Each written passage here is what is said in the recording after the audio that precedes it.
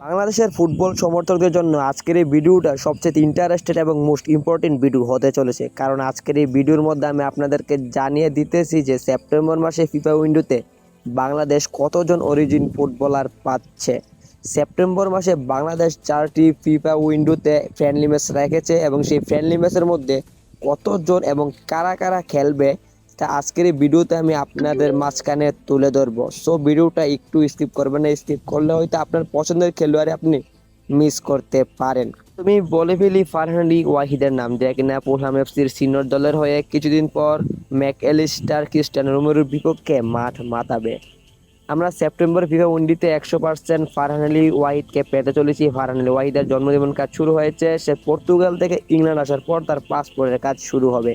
দ্বিতীয়ত আমরা পেতে চলেছি আদাম আব্বাসকে। তৃতীয়ত পেয়ে গেছি ট্রেভর ইসলামকে, যেও কিনা সেপ্টেম্বর উইন্ডোতে বাংলাদেশে আসতে চলেছে, এবং জায়েন হাকিম সেও সেপ্টেম্বর উইন্ডোতে বাংলাদেশে আসতে চলেছে। এবং আমরা সর্বশেষে পেতে চলেছি জিদান ইউসুফকে, যেখানে সেপ্টেম্বরে ফিফা উইন্ডোতে বাংলাদেশের হয়ে 4টি ফ্রেন্ডলি ম্যাচ খেলবে এবং নভেম্বরে সাব চ্যাম্পিয়নশিপ খেলার জন্য আমরা আরো অরিজিন ফুটবলার পেতে যাচ্ছি। সো এই 5জন আমরা সেপ্টেম্বর মাসে পেতে চলেছি।